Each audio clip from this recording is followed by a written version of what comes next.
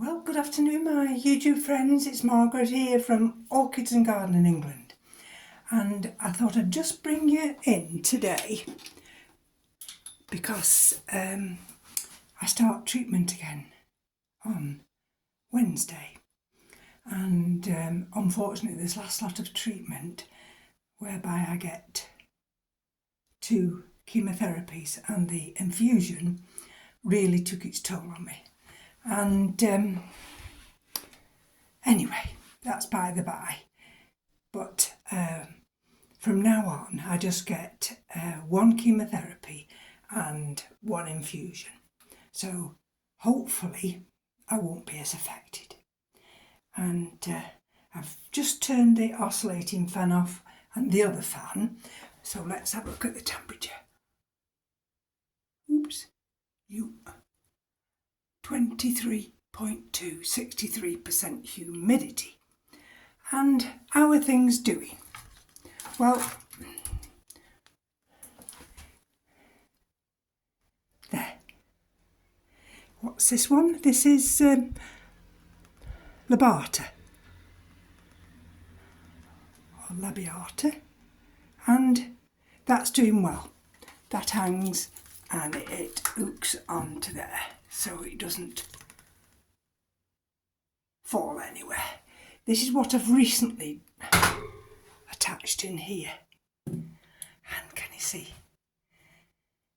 This is Cattleya walkeriana vars cerulean, and we do have a nice root there, and we've got these other little pieces, so I've attached them, stitched them on, and this is why I needed to elevate up this trough here, and this enables me to place this in here like that. There we go. I don't need to keep these roots long in the water, just so long as they show green. See, that one's got a new little growth coming there, and just put a little bit more in. I do have pipettes to also help with this little task, because as winter draws on, I mean we're only in autumn and we're going through a nice warm spell. I'm going to put that down here. There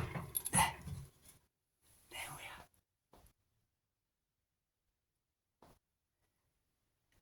But as winter draws on, I do not want any of these orchids to be wet. This is the only one, and this is Delosa. This is the only one that I've allowed a little bit of coconut husk to remain in there. All the others, can you see how healthy that is? All the others here, that is Yen 24, got a sheath for me.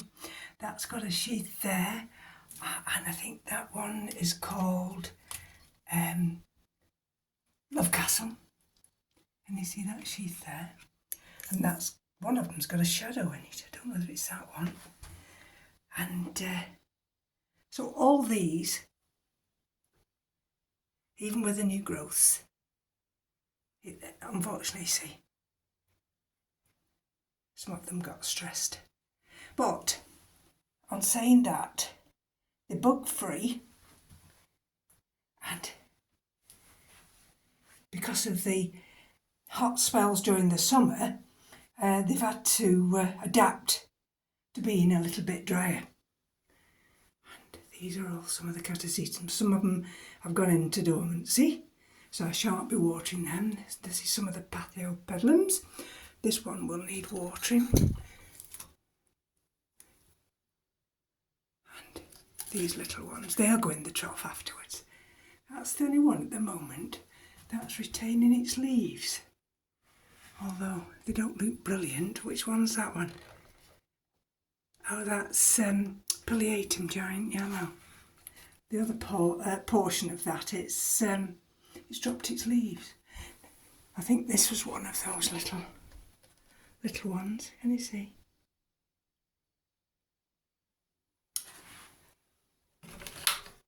So everything now might have a few little pieces of coconut husk. There's 2 in there, but the rest has all been taken out. There we go. And they're all going to have to manage either with, all in organic media. This one's in some, what phalaenopsis is this? Let's just have a look. Oh, this is, that's Dougal. And look, Dougal's got a flower inflorescence coming. That's just got cork bark. These are just some of the flowers. That one still got a flower. And even with the Vandas here, all the rock wool has been taken out. I simply cannot afford, especially as I'm continuing treatment, I cannot afford to go into the autumn and winter months when it does go cold. I cannot afford to have these dampening off. And of course that's Tolumnia peach.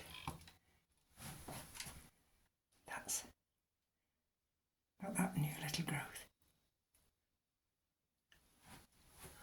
And we're in the window area now, and it's quite warm. And this is Laelia anceps.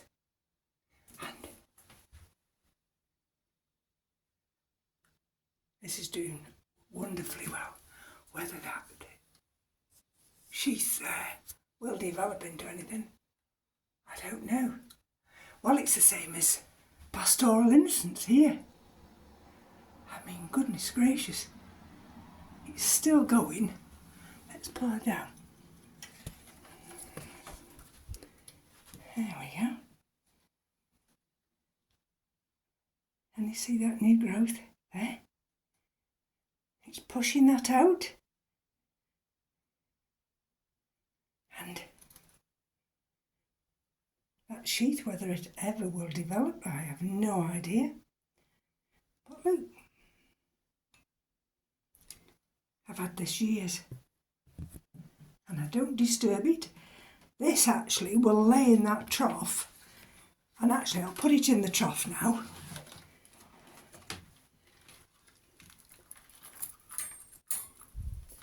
There we go. And this is how I watered them. Well, this big one anyway. But look. And then I've always got that little bit there I can scoop up and put over these roots. And then this will hang until it's a little bit drier. But that'll stay there now for a good half an hour. And then I thought to myself, well, this is the other one that hangs. And I thought, am I going to get round the problem of this growth? Can you see the growth? There. You'll see that little crap root. There. So what I've done with this one, now this one can't go in this trough because this one's deeper. It has to go in one of the big troughs I've got. So what I did with this, I usually pick something each day, and I turned this basket that it was in on its side.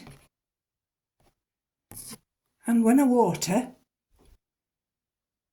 I pour the water through on this top area here, and it runs through, hits all the roots in there, and then it drains.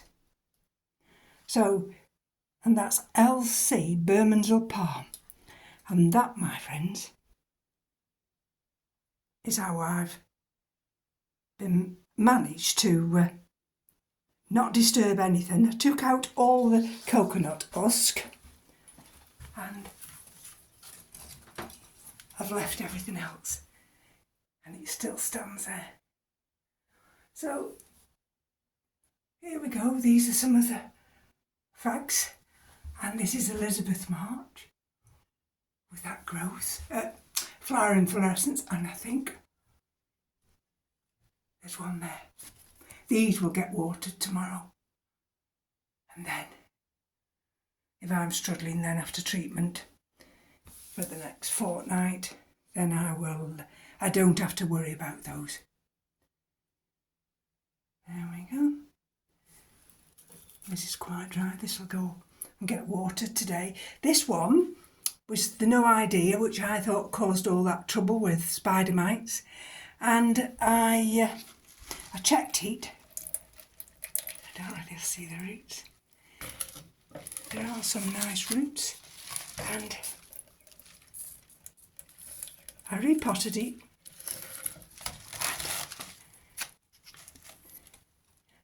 Most of the things are in organic media now. And this sits here because I've got the big fan above, and I've also got the oscillating fan. See, some of these I still have to pull out some of the dead leaves. That's the Radies Falcata. That's on my check and decide what you're going to do with that. And these are some of the others. These are some of the little Phalaenopsis. Which one's this one? Amboyance. I've got another one behind, which is Yaphon Green Canary. And they just stand under here. There's another one, you see?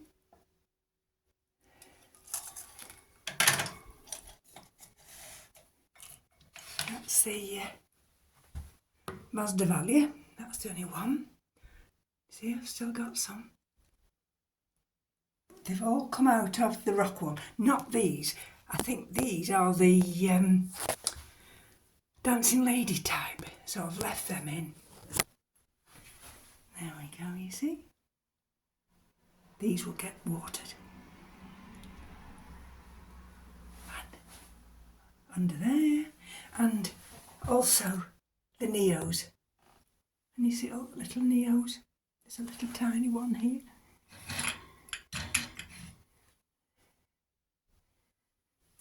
And all at the back. And that's Cassis Lemingii. But they'll all get watered.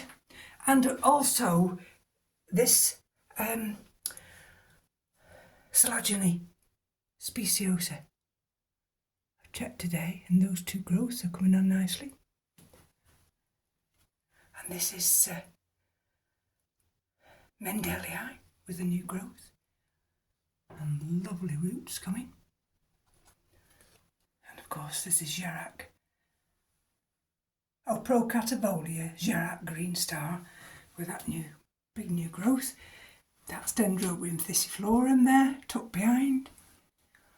And here we go again. I mean, some of these leaves are 2 or 3 years old. But I won't cut them off. Eventually I'll cut them off. That's a big Nobly type over there. And that's a Restrepia there. There we go. That's a Scaphogotis. This one is... Now which one's this one? Giving me a growth. Let's have a look. paratha, giving me new growth and a new root.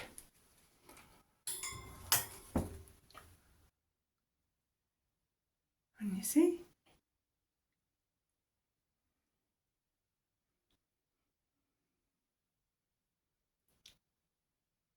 right, let's go downstairs. Right, so we're in the hallway, and there are the two cymbidiums. And what did I do with them? I just put them in semi-hydro. I've not watered them since I brought them in. That's the one at the back. And these are the Hoyas. That's an azalea just coming into bloom.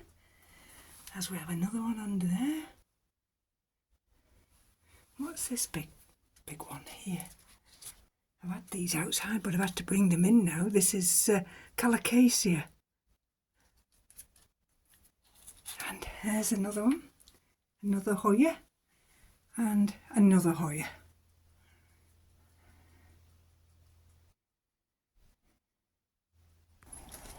Now I'm outside in the garden, and I don't come out these days very much. But when I do, I always find a weed. And we've got our new neighbours that have moved in. So that's nice. We've got a young toddler. And what Keith's done with this bed here, he's had to do all the outside work. Oh, Luke. Look at that, Keith. Luke. Snail. I'll throw it in that. Oh, he's got a headache now. But what he's done, he's cleared this area. He said it was too narrow, too dangerous for you. And look at the mahogany's starting to bud up. So he's into this area now. There are some daffodil, tulip bulbs there, Keith, if you can try and leave them in. And there we go. So it's a lot wider here. Not quite ready for the wheelchair yet, but I've got to tuck that little one in. I've just found that. Let's tuck it in there. There we go. These are some of the ones that we have to bring in for the winter. These are the little dianthus. Look. The little violas. We have still got bedding plants. This is north where I'm stood now, so these will all go in pots. All these little tiny violas. But look, they only came as little plug plants, probably as big as my little finger.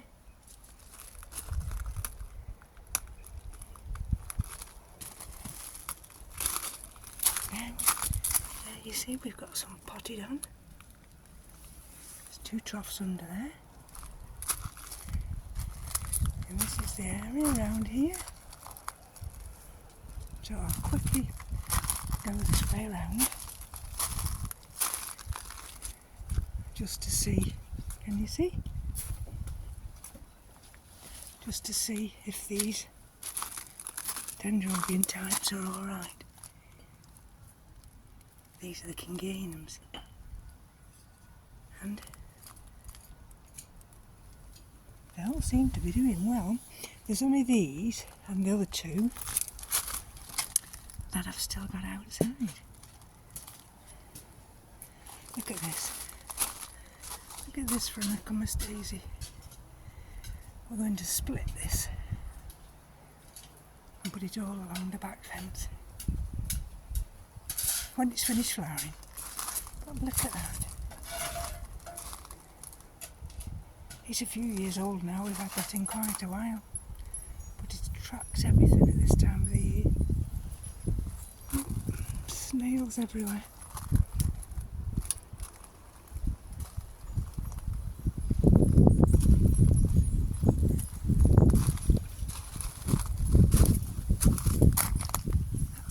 some crocus. We've got some out at the front as well. See, there's nothing in this tree. So let's quickly walk you through. And then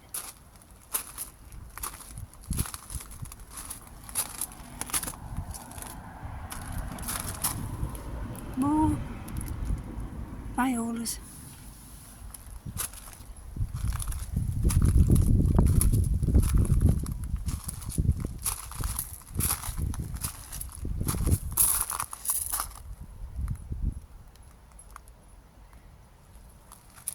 I think we've got a named storm coming up called Agnes. So I thought, well, I'll come out, give you this update. Look at the sedum. And then I'll be able to, oh, more seedlings. Not worry. There we go. Look, this is, which one's this? Delicatum, and that's Chrysotoxum. And they've been out here since I moved them. And they seem to be doing very well. I step back. Let's see if I can take you into the front. But before I do that, there we've got the gingers flowering.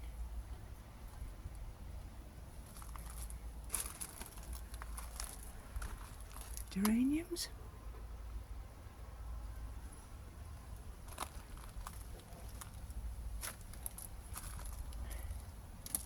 Lavender.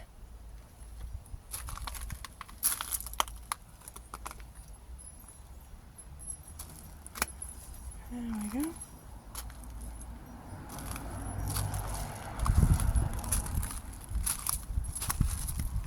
Just quickly come over here. Keith's got all the hostas down. He's done the pond area.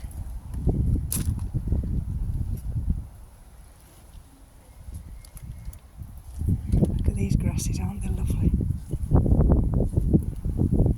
This one here as well. There he is. And we've got this big one here. Look at this big one. And this is the pond area.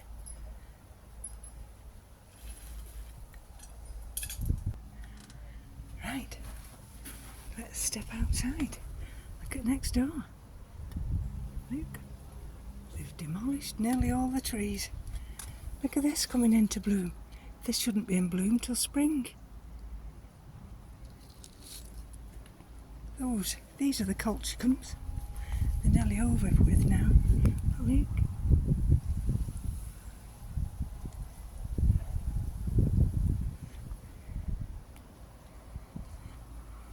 He's done as much as he can. He's had to cut down the standard roses. But this is the area under the window where we've still got some bedding plants and some blooms. And today he's put this rose in here.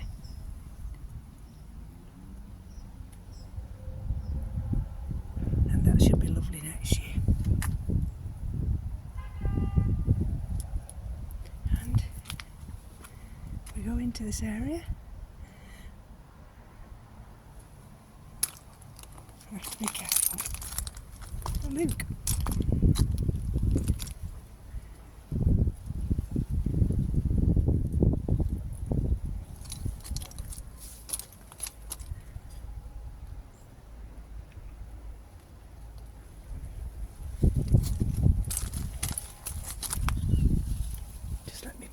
Weeds up here.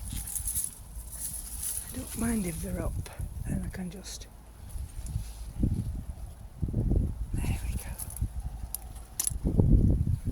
So this is this area.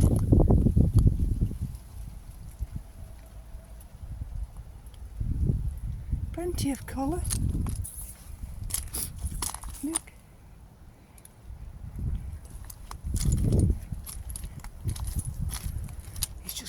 this one branch here.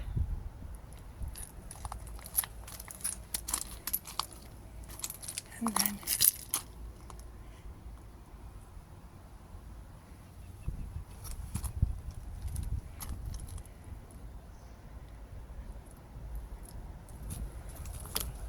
ooh, look at that. Can you see it? Ooh, goodness gracious. I shall have to walk round. I can't get entangled in that. Oh, we've got another one of those grasses. Oh, and the only reason I was going that way round was because I've just seen another one of these things that seem to be growing. There we go. He's cleared all this area under here.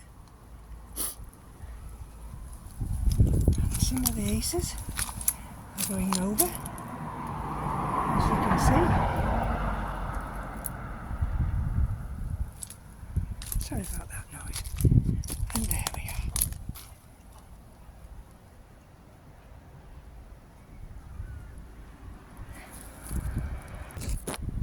Well, I suppose I'd best be off now because the school traffic's arriving.